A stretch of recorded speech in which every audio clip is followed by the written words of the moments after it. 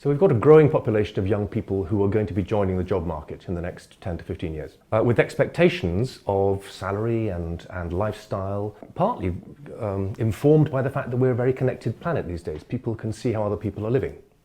So the number I use, I think is interesting, is that there'll be about 100 million young people joining the job market just in the Middle East and North Africa.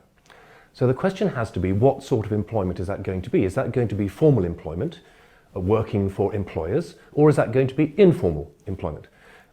Because these young people are going to be living in cities on the whole. The growth of cities is going to be significant, particularly in the developing world, and those cities are going to require energy and buildings and roads, as well as a functioning economy to provide the sorts of jobs and services that people are going to require. So that's all a bit of a tangle. Older people are going to require looking after more, but they're also going to be working later in life. So those sorts of jobs are going to be needed at the same time. If you ask business leaders whether unemployment or underemployment is a serious issue or a worry for them, globally, it is absolutely 100%. No, it's actually about 98% of business leaders say that they are concerned or very concerned about underemployment or unemployment. If you are a young unemployed person in the Middle East and North Africa, for example, what are you going to do? Sit on your hands and say, well, too bad? Or are you going to get on a rubber boat and head towards where you think the jobs are, which could be Europe, which is exactly what they're doing? Or are you going to pull the place down because it isn't working for you? Those are the sorts of stark options, I think, that are confronting young people. It's a question of which of them they'll choose. So I think the issues may be slightly different in developed economies. In developing economies where economies are growing, you're seeing potential for creating a lot of new jobs.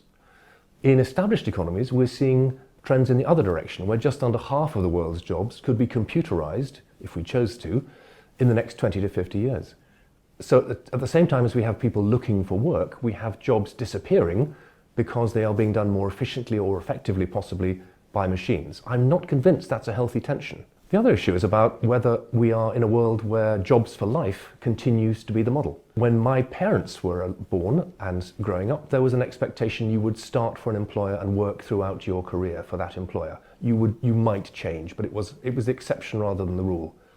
We're in the days of the gig economy these days, where people are doing individual pieces of work for a variety of employers. There's a huge growth in the informal economy, in social enterprise. I think there are interesting new models emerging. The question is, will they be sufficient to cope with the demand from that additional 2 billion people?